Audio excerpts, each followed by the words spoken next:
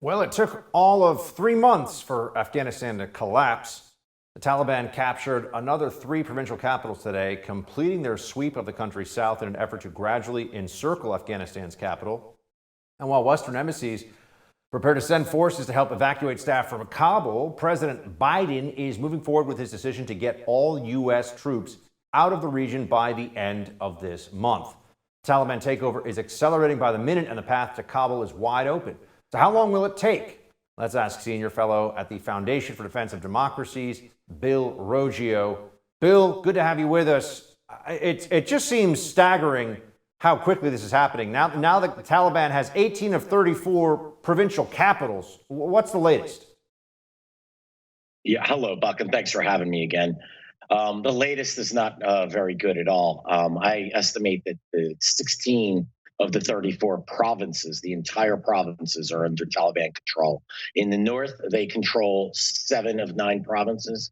They control all 4 provinces in the west. They control all of the provinces in the south as well. So they're starting to, as you noted, they're starting to sweep into the east, and they're on the march to Kabul. Two key provinces there, Ghazni and Logar, are currently controlled by the Taliban. Once Wardak provinces goes, and we think that may be soon. Hopefully, the Afghan military and the Afghan government can organize a defense, but if they don't, look, I get the question that's always asked is when. When will the march on Kabul begin? Well, that's happening. When will Kabul be surrounded? It's difficult to know. Maybe we have some luck in the Afghan military and government, but can organize a defense. But what we've seen right now, they have just collapsed on the battlefield. They have been defeated in detail. The Taliban is moving up towards the capital. And how long will the Afghan government hold out? Like, these are the questions we can't answer.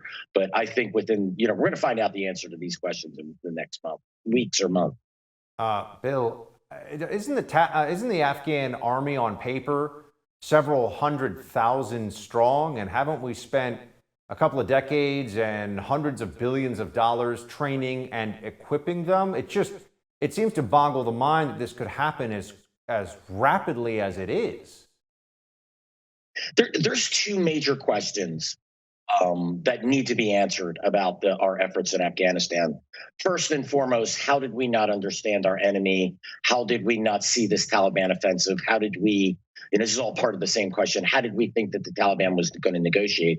But to the question you just asked, how did the Afghan army fail? And the answer to that is pretty simple. We tried to train the Afghan army, create an Afghan army that was a Western army, and it needed to be an Afghan army that was capable of fighting the Taliban, of fighting small wars, infantry units that were localized so people would defend their homes, backed up by mobile forces in the center that could be used to put out fires.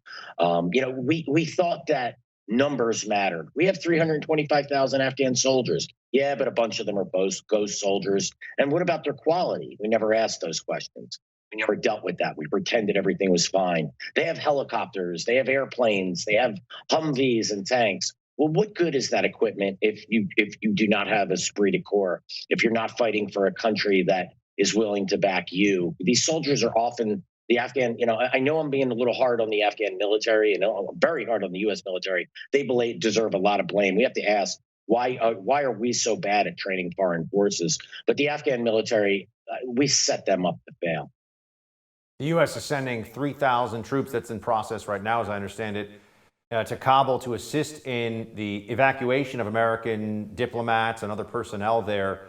I mean, I know the Pentagon is trying to say that this is an orderly evacuation, but watching that press conference today with Kirby at the Pentagon, Bill, it felt a little bit like the guy who's telling everybody, go to the lifeboats, but stay calm. Yeah, it's. I'll just leave it at that. I think that's a great analogy, Buck. And I'll be light on Kirby today. This is just the administration is in pure spin mode right now. We all know what we see. It's clear to the average casual observer of what is happening in Afghanistan that it's in a state of collapse, and the U.S. government pushed the panic button earlier this week when they said it's time for all U.S. citizens to leave now any way you can. You don't. This administration did not want um, to put 3,000 troops back in, and yet they had to do it within a week of the Taliban going on its massive blitz. It's real failure. The administration needs to own up to this failure. The Biden administration decided to leave. It decided to abandon the Afghan military in their time of need. And now they're forced to send in 3,000 troops to evacuate the embassy and any U.S. and other personnel. It's well, let's hope there isn't a Saigon moment where we're seeing Afghans clinging to helicopters as the U.S. gets its last flight out.